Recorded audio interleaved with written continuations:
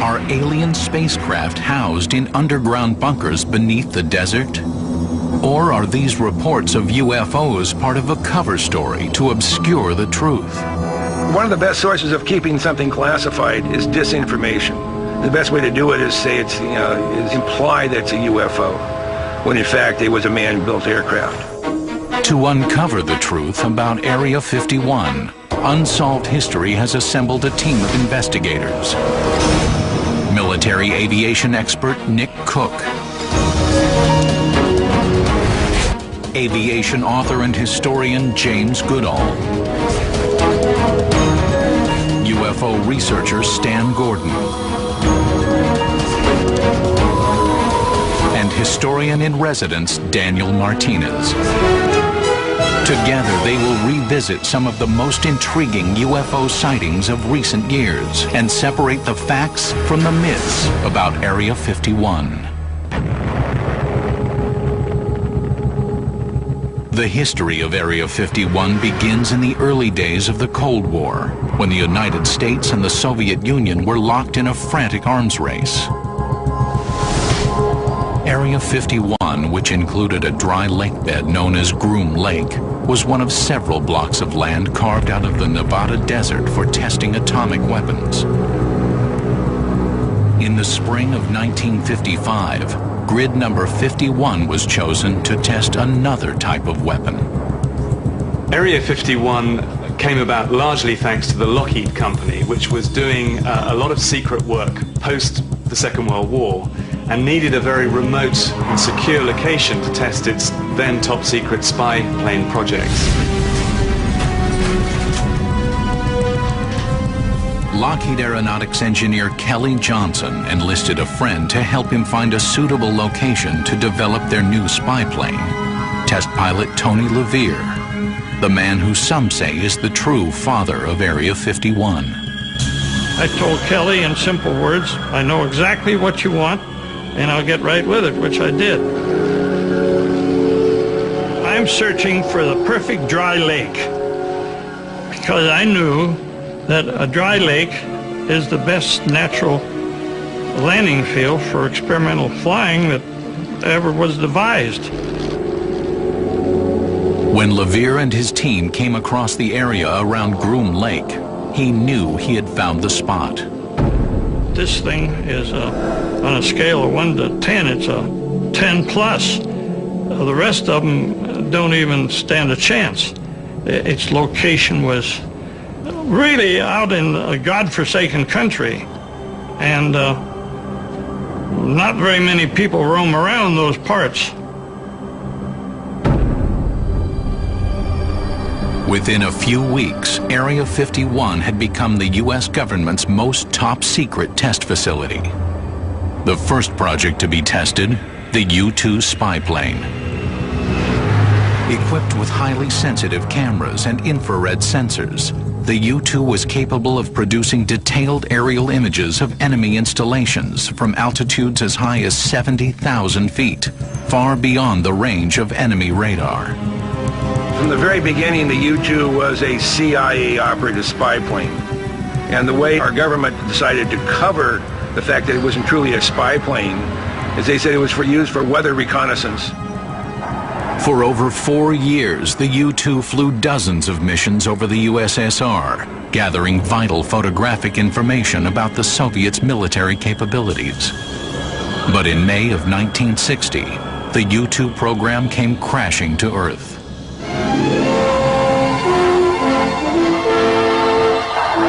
Secret reconnaissance of Russia by high-flying American U-2 jets ended when one was downed deep in Soviet territory.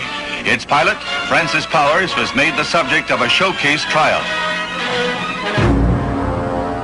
A Soviet court convicted Francis Gary Powers of spying and sentenced him to 10 years in prison. He was later exchanged for a Soviet agent, but U-2 flights over the USSR were ended. Although the U-2 incident was a severe setback for the U.S. government, the spy plane had provided invaluable information during the Cold War. Without images coming from the U-2s, we would not have known that the Soviet Union was moving intermediate-range ballistic missiles into Cuba. It proved what the Soviet Union had and what they didn't have prior to satellites coming into operation. But the U-2 was not the last secret plane to be tested at Area 51. After the U-2, a number of other secret spy plane projects were tested at Area 51. The next most demanding one technologically was another Lockheed program called the A-12, which was a CIA program for a very fast-flying Mark III, that's 3 times the speed of sound, spy plane. The A-12 and its successor, the SR-71, became known as Blackbirds. Both could reach altitudes above 85,000 feet and cruise at 2,150 miles an hour. One of the reasons the Blackbird program was so secret is we didn't want the Soviet Union to know what we had the capabilities of doing. We had the ability, on demand, to overfly any airspace in the world as long as politics didn't get in the way. During this time, there were other aircraft being tested at Area 51. Strange objects in the skies above Groom Lake, alien spaceships, or secret military projects. Truth is stranger than fiction. Next on Unsolved History.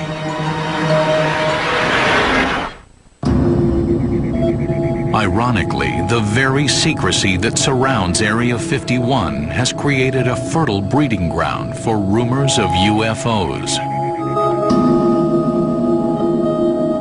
The reason people are fascinated with Area 51 is the simple fact that the United States government, our government, which is paid by our taxes, continues to deny the existence of Area 51. For years, amateur UFO watchers had reported sightings of strange, wedge-shaped objects cutting through the skies above Groom Lake. The mystique about Area 51 really started growing in the mid-1980s when there were a lot of spooky airplanes or spooky sightings in and around the Nevada test site. Word began to spread throughout the UFO community that these were alien spacecraft. The truth was nearly as surprising as the rumors. An aircraft that defied belief. In the mid-1970s, a number of organizations, but principally Lockheed, got the idea that you could significantly reduce the radar cross-section of an aircraft down to the size of something approaching a small bird or even an insect. The name for this new technology was stealth, aircraft practically invisible to radar. The prototype for the stealth plane was codenamed Have Blue. The Have Blue design incorporated angled surfaces, or facets, to break up the radar reflection.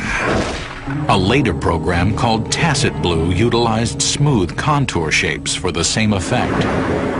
Tacit Blue was a technology demonstrator developed by Northrop to prove that they could build and develop a low observable aircraft without faceting. It was a blended shape where they can control the shape precisely. The Have Blue and Tacit Blue projects evolved into America's most top-secret aircraft to date. The B-2 stealth bomber and the F-117 stealth fighter. You have to bear in mind that here was an aircraft that was being tested and deployed in secret. It was vital that no one got to see it. The F-117 utilized special composite materials and faceted surfaces to absorb and deflect radar, enabling the plane to fly undetected. To a casual observer, the craft might indeed appear otherworldly. The first time I ever saw an F-117, I thought for sure the airplane was changing shape, just because of the way it's faceted and the way the light was glinting off of it. And I just, I couldn't believe what I was seeing. If an untrained person saw an F-117 for the very first time and saw it head on, it would look like a flying saucer. And the thing about it, if you can't explain what it's up there, if you look up in the sky and you see something and you can't identify it, it's an unidentified flying object. In January 1991, the F-117, developed over years of secret flights in and around Area 51, was put to the test during the First Gulf War. The B-2 and the F-117 have since become vital components of American air power. Both planes saw action during the Bosnian conflict, and again in 2003 during the invasion of Iraq. But as our military is called upon to fight a new kind of war, new weapons have been developed and tested at Area 51. Recently, we caught a glimpse of the future of warfare. Unmanned aircraft. In Afghanistan, the Air Force RQ-1 Predator, an unmanned aircraft equipped with surveillance cameras, scoured locations too dangerous for troops. Since then, the Predator has taken on an offensive role. Equipped with Hellfire missiles, unmanned assault aircraft will enable the soldier of the future to engage the enemy without placing himself or herself in harm's way.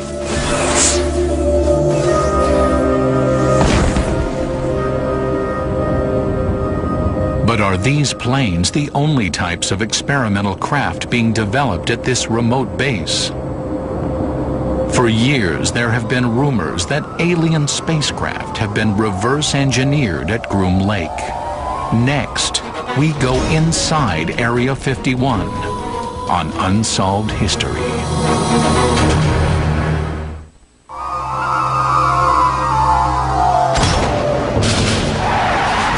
The secrecy that surrounds Area 51 has created a subculture where nothing is too strange to be believed. Ironically, even though this base does not officially exist, it's probably the most famous airbase in the world, and you get a lot of people just turning up, wanting to know what's behind those hills. When you go to a place like Area 51, you have to be very mindful of what you're going to see, because inevitably people go there with preconceptions. They see what they want to see when they're around Area 51. If you're a UFO nut, you're going to see a UFO. It's just one of those places. It's a place which engenders fascination, and it's a place that triggers the imagination. The curious who descend upon this remote location, however, will find it difficult to actually get that close to Area 51. The base itself is behind a range of mountains. There's a very discreet roadway leading up to the base. You could drive past it and you wouldn't notice that anything was there. But if you stray over a kind of invisible line where the security forces know you're getting too close for comfort, then security can swing into operation. There are signs when you get really close to the base telling you that those armed guards have the authority to use lethal force if required. There are helicopters which patrol the area and can flush out people in the desert if they get a little bit too close. There are all kinds of security cameras and sensors which warn the authorities of unwarranted approach.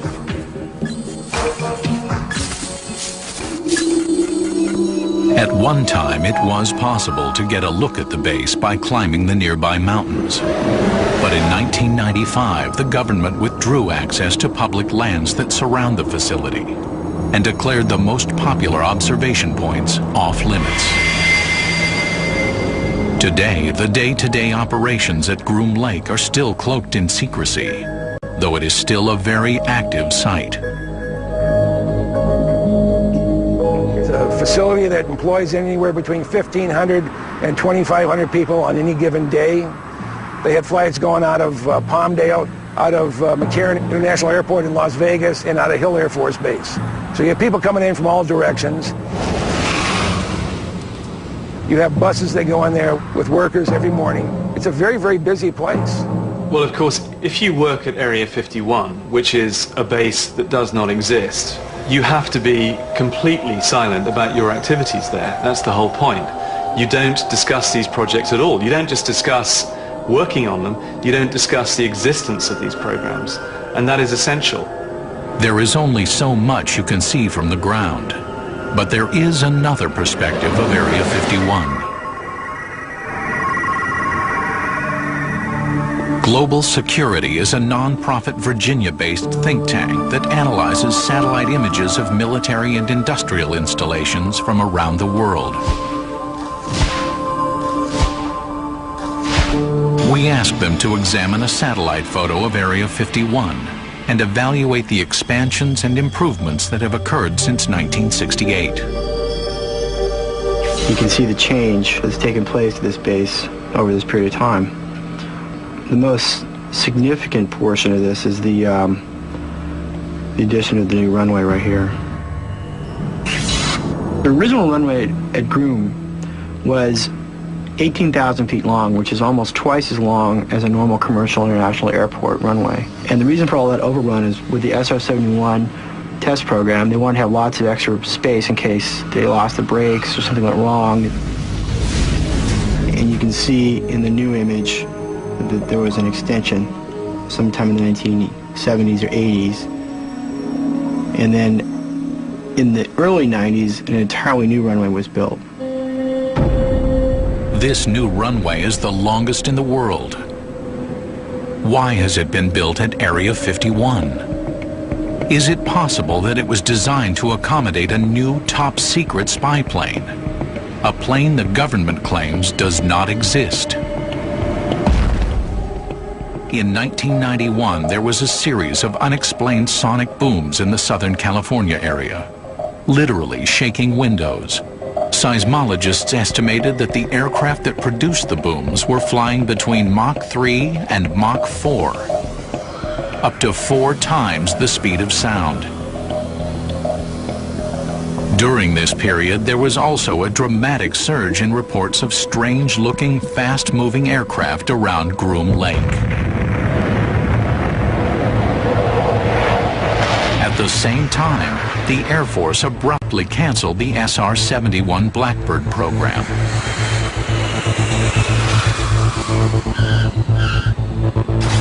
Was the SR-71 scrapped in order to make room for a more advanced replacement? Some people believe that a spy plane called Aurora replaced the SR-71.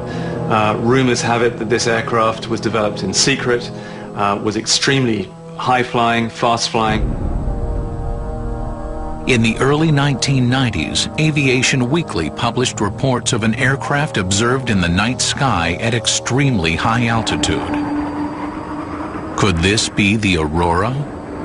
The Aurora is thought to fly as fast as 8,000 miles an hour, or about Mach 12, and an altitude is somewhere in the neighborhood of between 150 and 225,000 feet. From Area 51 to New York City on an Aurora-type aircraft would be a matter of about 10 minutes. That's pretty fast. But to date, government officials insist that the Aurora is a myth, and that the rumors about Aurora began with a misunderstood code name for a top-secret budget account. All of a sudden, somebody sees an account called Aurora with hundreds of millions of dollars, if not $1 billion. Wow. Now the speculation starts. This plane is being developed that's from alien technology. The fact is that Aurora does not exist. There is absolutely no evidence that Aurora exists beyond some circumstantial evidence that the US Air Force needs something to replace the SR-71 Blackbird. But others insist that the Aurora is real. According to James Goodall, Lockheed's Ben Rich indicated that there was in fact such a plane. Ben Rich was the retired president of the Lockheed Skunk Works, so he was a man in the know. I also had friends at Pratt & Whitney who confirmed that there was, in fact, an Aurora-type aircraft had been flown along with a mother airplane, and it was designed for, one, reconnaissance, but also for verification of nuclear proliferation. We were not able to substantiate James Goodall's claims about these alleged statements. But whether it exists or not, the Aurora has enhanced the mystery and intrigue surrounding Groom Lake and Area 51. But is it possible that other secret aircraft from Area 51 may be responsible for a string of UFO sightings? When we return, strange triangular objects in the night sky. Experimental aircraft or alien spacecraft? Next on Unsolved History. Area 51 has long been associated with strange sightings in the sky. Is it possible that a secret project at Area 51 could be responsible for reports of large triangular-shaped UFOs?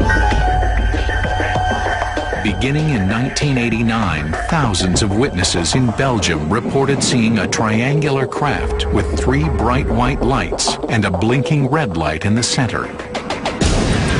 A similar sighting occurred in Arizona on the night of March 13, 1997. A large V-shaped object was observed traveling on a southeasterly course over the state, passing over Phoenix at about 8:30 p.m. Although seen by hundreds of people throughout the state, only one known videotape exists of this phenomenon. It was shot by a retired pilot from the front yard of his home in Scottsdale, northeast of Phoenix.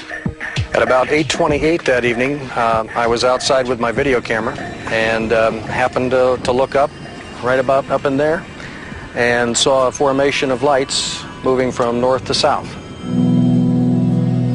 The V formation that flew over consisted of between 5 and 6 amber lights only, but it was totally silent, completely and totally silent. Although this is the only actual videotape of the formation, other witnesses throughout Arizona reported seeing the UFO that evening. Artist Tim Lee created this image of the strange craft that passed over his home in central Phoenix. The right arm of the object went directly over this house, over the property, and the left arm of that was probably about 2.5 blocks over in that direction. So when it came over, it pretty much dominated this whole quarter of this little valley up here. 3 years later, on January 5th, 2000, a similar event occurred in southern Illinois. Around 4 a.m., a series of calls began streaming into the regional 911 center in Belleville, approximately 18 miles southeast of St. Louis, Missouri. I just received a call from Highland PD. Reference to a truck driver just stopped in and said there was a flying object in the area of Lebanon. It had white lights and red blinking lights, and it was last seen southwest over Lebanon. All in all, 6 eyewitnesses, including 4 police officers, reported seeing a huge flying object. The witnesses' description of what they saw is not entirely consistent, but the predominance seems to be that they saw some sort of a triangular-shaped vehicle with really, really bright lights on it. Scott Air Force Base is located in the middle of the object's flight path. According to spokesman, however, the UFO could not have been a military aircraft from Scott. Checking with our experts who work at airfield operations and the control tower, we found that our airfield was closed during that time. Our control tower was closed, so there was no way that there could have been an aircraft operating in and out of Scott Air Force Base, and that there was no military tie to this sighting. According to published reports, there was some speculation that the UFO was in fact a B-2 stealth bomber from Whiteman Air Force Base, over 200 miles away. But the B-2 bomber does not exhibit the flight characteristics described by the witnesses, such as the ability to hover. So what else could it have been? Is it possible that the object may have been a secret military aircraft, a so-called stealth blimp? There's been rumors for a long time about a stealth blimp, and Lockheed actually has a patent for a large triangular-shaped, low observable, lighter-than-air craft. So some of the craft they've seen could in fact be one of these stealth blimps or stealth dirigibles. Some of them are really huge. Now, over Hampton, Virginia in the 1980s, there was one they estimated was over 1,000 feet long. It was bigger than an aircraft carrier, but it made no noise.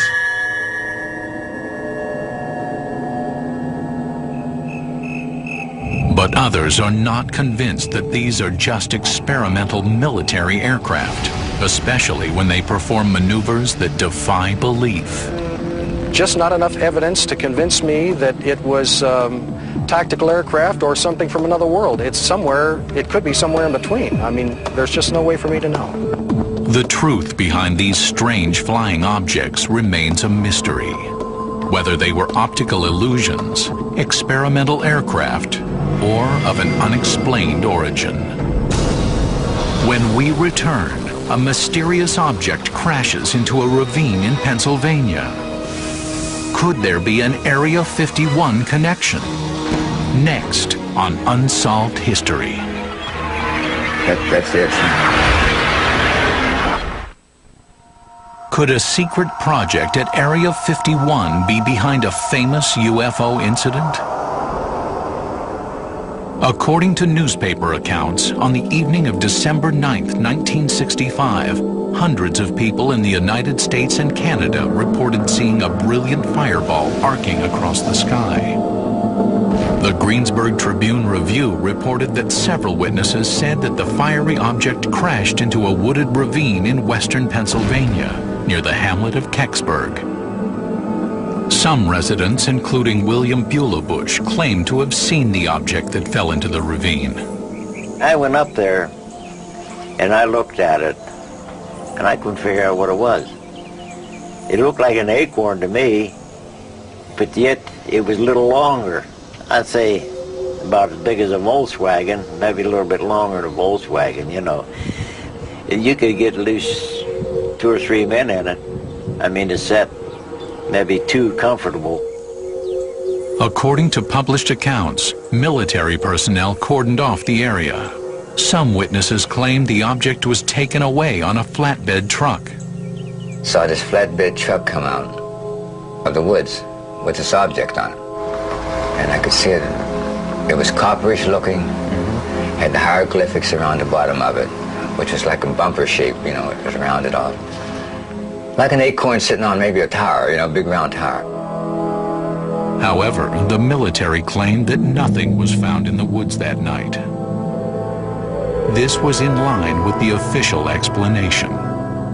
Officially, it had now been declared that people had been mistaken. Nothing had fallen into the woods. People had seen a bright meteor in the sky, and that's how the report officially is as of today. But several witnesses claim to have seen the object, and their descriptions are remarkably consistent. What they describe basically is a large metallic acorn-shaped object that is approximately 10 to 12 feet or more in length and about 8 to 10 feet or so in diameter, semi-buried in the ground. Could this strange object, allegedly seen by dozens of people, have been a downed spacecraft? One of the most common explanations for the Kecksburg event has been the theory that it was Cosmos 96, which was a Russian spacecraft that was designed to land on the planet Venus. And during its mission, there was a problem and it re-entered Earth's atmosphere. The Cosmos 96 lander, however, fell to Earth more than 12 hours before the Kecksburg object. Cosmos 96 re-entered the Earth's atmosphere at about 3:18 a.m. that same date in Canada. Now, the event in Kecksburg happened about 4:47 in the afternoon. So, that being the case, we have to wonder more and more what exactly it was that may have fallen. Some have theorized that object might have been the engine or nacelle from an A-12 or SR-71 Blackbird, which had disintegrated during a test flight. The Unsolved History team decided to perform an experiment. First, we asked graphic designer Patrick Martin to prepare some renditions of various types of space debris, as if they had crashed into the ravine. In one drawing, he used the engine housing from an SR-71 as the object. In another, he substituted the image of the landing module from the Cosmos 96. Then, historian-in-residence Daniel Martinez showed the artist's renditions to some of the Kecksburg eyewitnesses. So I'm going to just give you these. I'm going to give you one by one, and you take as much time as you want to look at them and say it either looked like this or it didn't look like this. First, Daniel shows William Bush some renditions of an SR-71 engine housing. One here for you.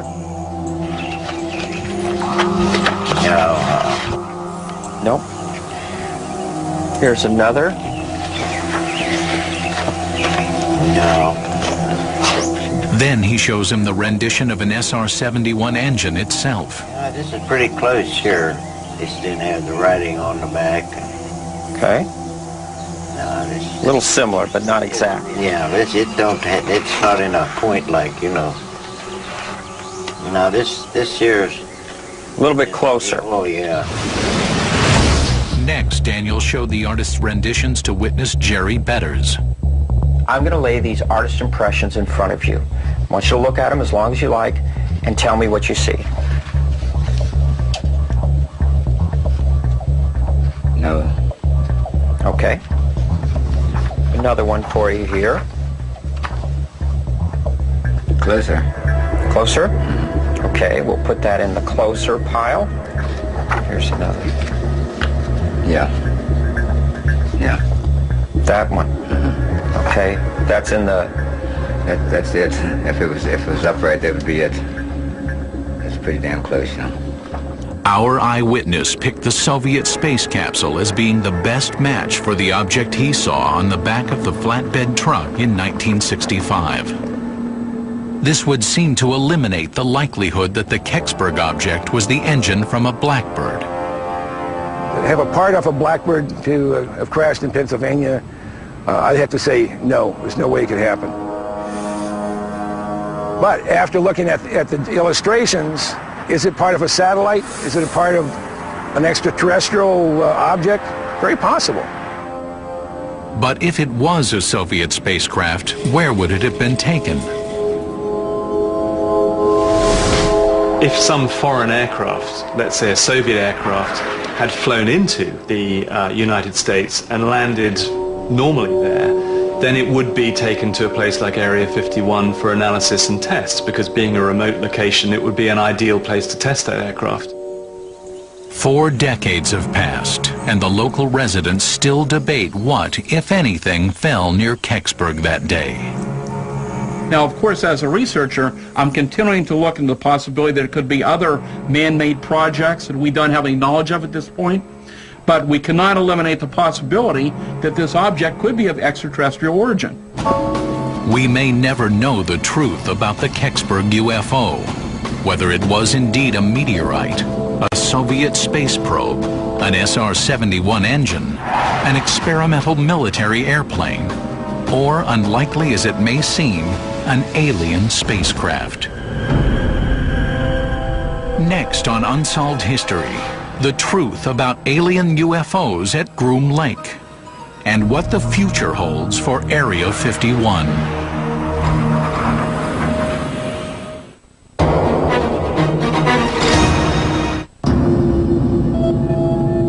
Area 51 is still an active military facility, and the weapons of the future are still being developed and tested at this remote site. The last technology that we know was tested at Area 51 was essentially stealth technology, and we know that testing has gone on to kind of build it's almost like a Klingon cloaking device system to make aircraft more invisible to the human eye. One way you can make an aircraft less easy to spot with a naked eye is to coat it with an electrochromatic kind of polymer, which effectively, when coupled to sensors, can tell the aircraft what background it's flying against. So if you're on the ground and looking up, the sensors on the aircraft would register that the aeroplane is flying against a blue sky background. And so it will signal to the polymers below the aircraft that they should mimic the sky. So effectively what you're seeing is a chameleon-like thing that is flying through the air, shimmering a little like the Predator in that movie. Oh, yeah. It's floating, doesn't it? Yeah, it does. It looks like it's floating, but it's changing shape. But what about the rumors of alien spacecraft being tested at Area 51? In recent years, Bob Lazar, the man who claimed to have worked at a location near Area 51, has withdrawn from public life. His stories about having reverse-engineered alien spacecraft have largely been dismissed by government officials and the mainstream media. Lazar's credibility was broken down pretty bad. He never worked up there. He never worked for Los Alamos or in any of the labs in New Mexico. He may have been up there, but he didn't work for the government. He worked maybe for a private contractor. But no one up there at Area 51 or any place in the labs acknowledges that any spaceship really existed. But some still defend Lazar's credibility. The question is, are there alien craft or alien beings at Area 51? The answer to that is no. But if you believe Bob Lazar, which I do, then there are alien spacecraft and possibly alien beings at the S4 location, which is the southwest corner of the Papoose Range.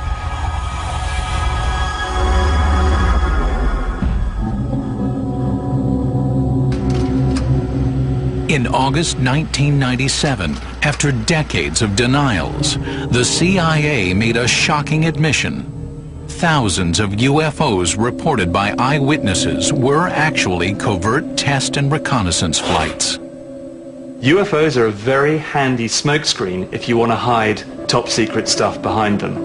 And you don't get anywhere more top secret than Area 51. So the legends that surround Area 51 are going to be very handy for someone who wants to engender a bit of disinformation to go and do a bit of spinning.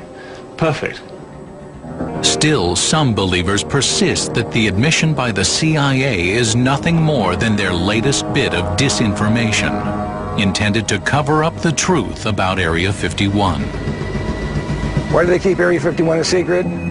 Because they feel if they deny it enough, people will believe them and say it doesn't exist. It's the worst kept secret in the history of the United States government. And until they open the facility up to the media, the mystique will still stay there and people will still be wondering what's really at Area 51. Even now, the secrecy that surrounds Area 51 makes it difficult to separate fact from fiction. Well, the reasons why the government keeps Area 51 secret is something of a mystery to somebody like me.